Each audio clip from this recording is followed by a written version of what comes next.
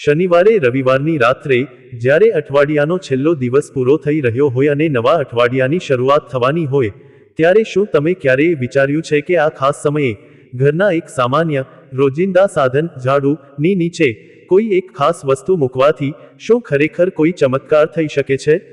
ઘણા લોકો આ વાતને માત્ર એક અંધશ્રદ્ધા, એક ખાલી વાત, અથવા કોઈ જૂની દાદીમાની વાત માનીને અવગણી દે છે.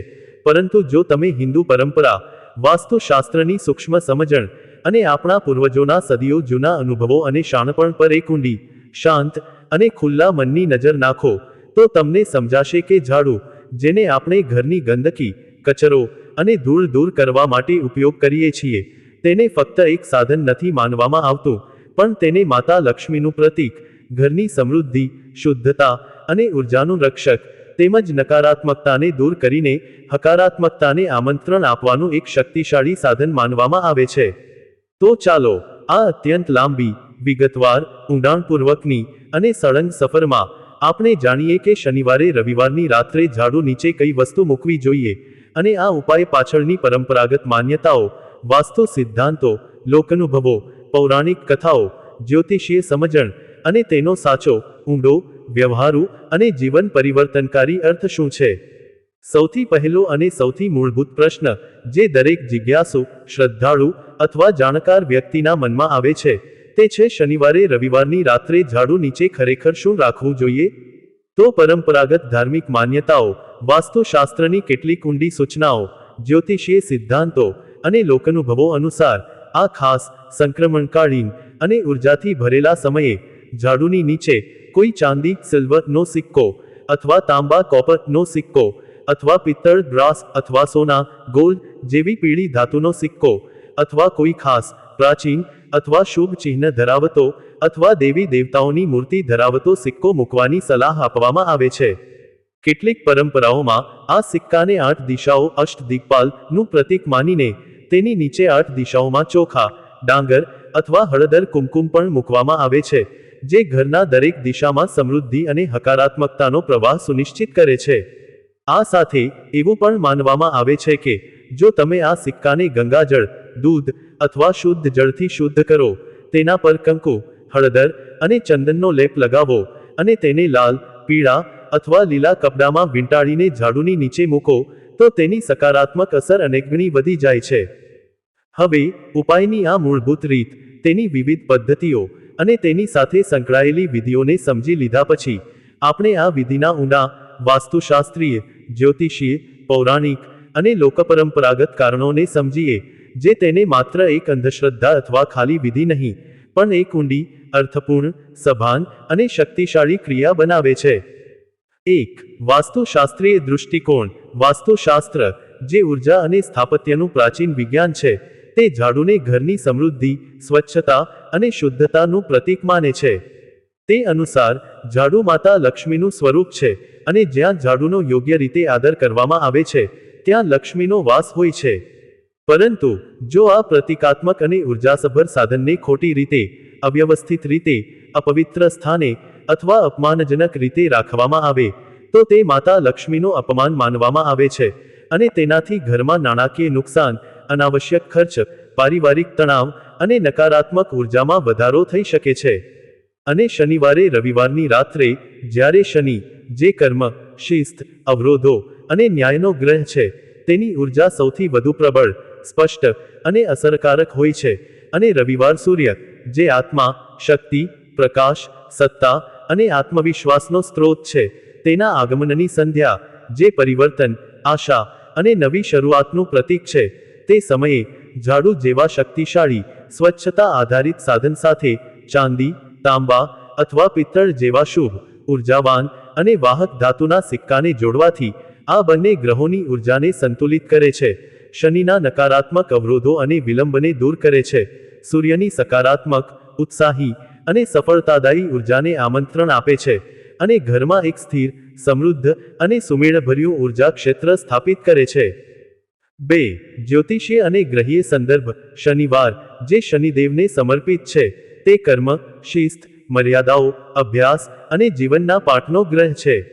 તે આપણને આપણા કર્મોનું પરિણામ આપે છે, અને તેની સાથે સંકળાયેલા ઉપાયો, દાન અને સાવચેતીઓ તેની નકારાત્મક અસરોને ઘટાડીને તેની સકારાત્મક, શિસ્તબદ્ધ અને સ્થિર ઉર્જાને વધારવામાં સહાયક છે. રવિવાર, જે સૂર્યદેવને સમર્પિત છે, તે આત્મા, શક્તિ, આત્મવિશ્વાસ, સત્તા અને સફળતાનો ગ્રહ છે. આ બંને ગ્રહોની ઉર્જાના સંધિકાળ સમયે, એટલે કે શનિવારની રાત્રે, જ્યારે શનિની ઉર્જા શાંત, ગહન અને આત્મશોધક હોય છે અને રવિવારની ઉર્જા નવી, તાજી અને ઉત્સાહી હોય છે, તે સમયે ઝાડુ નીચે સિક્કો મૂકવો એ આ બંને ગ્રહોને એક સાથે સન્માનિત કરવાનો અને તેમની કૃપા, આશીર્વાદ અને સંરક્ષણ મેળવવાનો એક સરળ, સુંદર અને પરંપરાગત માર્ગ છે. 3. ઝાડુ અને લક્ષ્મી માતાનું પ્રતીક. આપણી સનાતન પરંપરામાં ઘરની સફાઈ, વ્યવસ્થા અને સ્વચ્છતા માતા લક્ષ્મીની કૃપા, આશીર્વાદ અને સમૃદ્ધિ માટે અત્યંત આવશ્યક માનવામાં આવે છે. ઝાડુ, જે સફાઈનું મુખ્ય સાધન છે, તેને લક્ષ્મી માતાનું પ્રતીક માનવામાં આવે છે, કારણ કે તે ઘરની ગંદકી, કચરો, નકારાત્મકતા અને જૂની, સ્થિર ઉર્જાને દૂર કરીને શુદ્ધતા, તાજગી, નવીનતા અને હકારાત્મક ઉર્જા માટે માર્ગ બનાવે છે. તેની નીચે શુભ ધાતુનો સિક્કો મૂકવો તે લક્ષ્મી માતાને આર્થિક સમૃદ્ધિ અને વ્યવસ્થા સાથે જોડે છે અને તે ઘરમાં સતત, સ્થિર અને વધતી જતી નાણાકીય સ્થિરતા અને વિપુલતાનું પ્રતીક બનાવે છે. 4. શુભ સમય, મુહૂર્ત અને સંક્રમણ. શનિવારે રવિવારની રાત્રિ, જે અઠવાડિયાના અંત અને શરૂઆતનો સંધિકાળ છે, તેને શુભ સમય અથવા સંક્રમણકાળ માનવામાં આવે છે, કારણ કે આ સમયે જૂની ઉર્જા સમાપ્ત થાય છે અને નવી ઉર્જાનો આરંભ થાય છે. આવા સમયે કરવામાં આવતી શાંત, સરળ અને સકારાત્મક ક્રિયાઓ, જેમ કે પ્રાર્થના, ધ્યાન અથવા આ ઉપાય, તે વધુ ફળદાયી, શક્તિશાળી અને પ્રભાવશાળી માનવામાં આવે છે, કારણ કે તેની અસર સમગ્ર નવા અઠવાડિયા દરમિયાન વ્યાપક, સ્થિર અને લાંબા સમય સુધી ટકી રહે છે. હવે, ઉપાયની આ રીત, તેના સૈદ્ધાંતિક, વાસ્તુશાસ્ત્રીય, જ્યોતિષીય અને લોકપરંપરાગત આધારોને સમજ્યા પછી, આપણે કેટલીક મહત્વપૂર્ણ બાબતો, નિયમો, સાવચેતીઓ અને વર્જનીય ક્રિયાઓ વિશે વિગતવાર જાણીએ, જે આ ઉપાયને કરતી વખતે અને સામાન્ય રીતે ઝાડુની સંભાળ અને આદર દરમિયાન ધ્યાનમાં રાખવી અત્યંત જરૂરી છે, કારણ કે ઉપાયની સંપૂર્ણ, સાચી અને શ્રેષ્ઠ અસર તેની યોગ્યતા, શ્રદ્ધા, નિયમો અને વ્યવસ્થા પર આધારિત છે. 1. શુભ સમય અને દિવસનું ચોકસાઈ. આ ઉપાય માટે, શનિવારના દિવસે, જ્યારે સૂર્યાસ્ત થાય અને રાત્રિનો સમય શરૂ થાય, એટલે કે શનિવારની રાત્રે, ત્યારે જ ઝાડુ નીચે સિક્કો મૂકવો જોઈએ. ખાસ કરીને રવિવારની પૂર્વ સંધ્યાએ, જે શનિવારની રાત્રે બપોર વાગ્યા પહેલા સુધી રહે છે, તે સમય સૌથી વધુ શુભ, ઉર્જાવાન અને અસરકારક માનવામાં આવે છે, કારણ કે તે સમયે શનિ અને સૂર્ય બંનેની ઉર્જાનું સંતુલન, જોડાણ અને સંક્રમણ સૌથી વધુ સ્પષ્ટ, સ્થિર અને શક્તિશાળી હોય છે. વાસ્તુશાસ્ત્ર અને લોકપરંપરાઓ અનુસાર, સૂર્યાસ્ત પછી ઝાડુ લગાવવું અથવા ઘરની સફાઈ કરવી, તે સામાન્ય રીતે ટાળવી જોઈએ, કારણ કે તે માતા લક્ષ્મીનો અપમાન છે અને તે સમૃદ્ધિને દૂર ભગાવે છે. પરંતુ આ ઉપાય, જેમાં ઝાડુ નીચે સિક્કો મૂકવો અને તેની પૂજા કરવી, તે એક અલગ, શાંત, શુદ્ધ, પ્રતીકાત્મક અને આદરપૂર્ણ ક્રિયા છે, જે સૂર્યાસ્ત પછી પણ કરી શકાય છે, અને તે લક્ષ્મી માતાને સુરક્ષિત, સ્થિર અને સમૃદ્ધ કરવાનું અને આખા અઠવાડિયા માટે તેમની કૃપા, આશીર્વાદ અને સુરક્ષા પ્રાપ્ત કરવાનું એક સુંદર પ્રતીક છે. 2. સાચી દિશા અને ચોક્કસ સ્થાન. વાસ્તુશાસ્ત્રના સિદ્ધાંતો અનુસાર, ઝાડુને ઘરની ઉત્તર પશ્ચિમ, નોર્થ વેસ્ટ અથવા પશ્ચિમ વેસ્ટ દિશામાં રાખવી અત્યંત યોગ્ય, શુભ અને સંતુલિત માનવામાં આવે છે, કારણ કે આ દિશાઓ વાયુ તત્વનું પ્રતિનિધિત્વ કરે છે, જે ગતિ, શુદ્ધતા અને સકારાત્મક ઉર્જાને વધારે છે, અને તે સ્થિરતા, વ્યવસ્થા અને શાંતિ જાળવવામાં સહાયક છે. તેને ક્યારેય ઈશાન ઉત્તર પૂર્વ દિશામાં ન રાખવું, કારણ કે તે દેવોની દિશા છે, અને ત્યાં ઝાડુ રાખવાથી તે દૈવી ઉર્જાને અવરોધે છે, અને તેને દક્ષિણ પૂર્વ સાઉથ ઈસ્ટ દિશામાં પણ ન રાખવું, કારણ કે તે અગ્નિ તત્વની દિશા છે, અને ત્યાં ઝાડુ રાખવાથી ઘરની સમૃદ્ધિ બળી શકે છે, અને તે અસ્થિરતા, તાવ અને અગ્નિ સંબંધી સમસ્યાઓ લાવી શકે છે. આ ઉપરાંત, ઝાડુને રસોડા, પૂજાઘર, શયનખંડ અને બાથરૂમથી દૂર રાખવું જોઈએ, કારણ કે આ સ્થાનો પાણી, અગ્નિ અથવા વિનાશ સાથે સંકળાયેલા છે, અને ત્યાં ઝાડુ રાખવાથી તેની ઉર્જા અને શુદ્ધતા ખોરવાય છે. શનિવારે રવિવારની રાત્રે સિક્કાને ઝાડુની નીચે યોગ્ય દિશામાં ઉત્તર પશ્ચિમ અથવા પશ્ચિમમાં અને સ્વચ્છ, વ્યવસ્થિત અને શાંત જગ્યાએ આદરપૂર્વક, શાંતિથી અને શ્રદ્ધાથી મૂકવો આ ઉપાયને વધુ સ્પષ્ટ, અસરકારક અને આનંદદાયક બનાવે છે. 3. સિક્કાની શુદ્ધતા, ગુણવત્તા અને પ્રકાર. આ ઉપાય માટે ચાંદી, સિલ્વર, તાંબુ, કોપર અથવા પિત્તળ બ્રાસ નો સિક્કો વાપરવો સૌથી શ્રેષ્ઠ, આદર્શ અને પરંપરાગત માનવામાં આવે છે, કારણ કે આ ધાતુઓ તેમના આયુર્વેદિક, વાસ્તુ અને ઉર્જાસભર ગુણોને કારણે સકારાત્મક ઉર્જાના અત્યંત શક્તિશાળી, શુદ્ધ અને સ્થિર વાહક છે. સિક્કો હંમેશા સ્વચ્છ, ચમકદાર, ખામી વિનાનો અને પ્રાચીન અથવા શુભ ચિહ્નો ધરાવતો હોવો જોઈએ.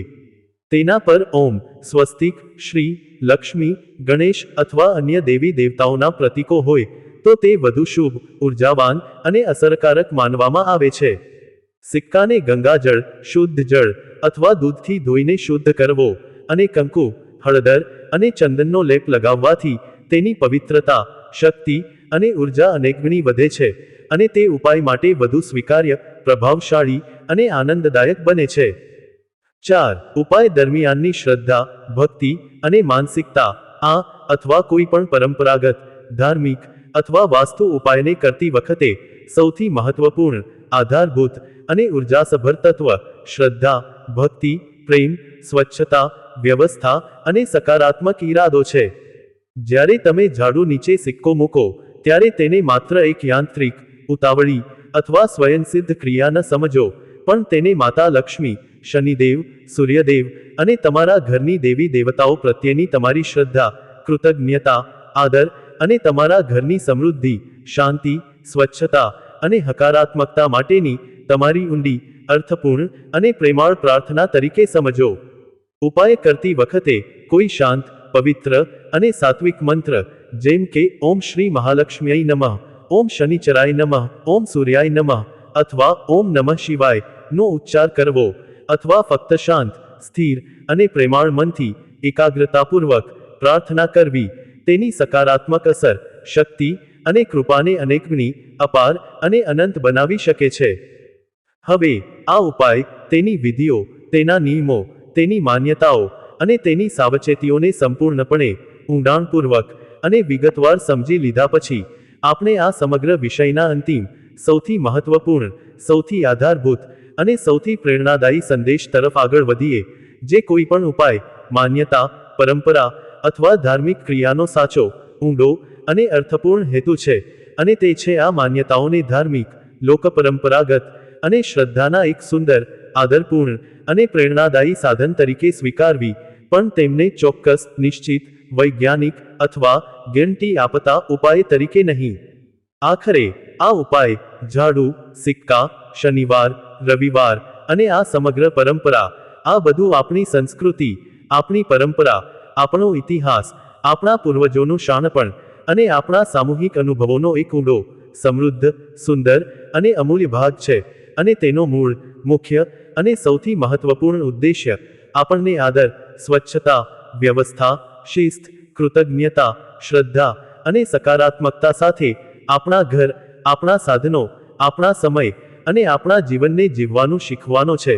અને આ ઉપાય દ્વારા આપણે ફક્ત માતા લક્ષ્મી, શનિદેવ અને સૂર્યદેવની કૃપા, આશીર્વાદ અને સુરક્ષા જ નથી માંગતા, પણ આપણે આપણા મન, આપણા ઘર, આપણા વાતાવરણ અને આપણા જીવનમાં વ્યવસ્થા, શિસ્ત, સ્વચ્છતા, શાંતિ અને હકારાત્મક ઉર્જા લાવવાનો એક ઊંડો, સ્પષ્ટ અને સભાન સંકલ્પ પણ કરીએ છીએ, કારણ કે સાચી, ઊંડી અને ટકાઉ સમૃદ્ધિ, શાંતિ, સ્વાસ્થ્ય અને સુખ કોઈ પણ બાહ્ય વસ્તુ, પદાર્થ, સિક્કા અથવા ઉપાયમાં નથી, પણ તે આપણી શ્રદ્ધા, આપણા પ્રેમ, આપણી કૃતજ્ઞતા, આપણી સ્વચ્છતા, આપણી વ્યવસ્થા, આપણી શિસ્ત અને આપણા સકારાત્મક વિચારો, શબ્દો, ક્રિયાઓ અને આદતોમાં છે. અને આ ઉપાય આપણને તે ગુણો, લાગણીઓ અને સભાનતાને જગાડવાનો, તેમને આપણા જીવનનો એક અભિન્ન, અર્થપૂર્ણ અને આનંદદાયક ભાગ બનાવવાનો એક સરળ, સુંદર અને શક્તિશાળી માર્ગ પૂરો પાડે છે.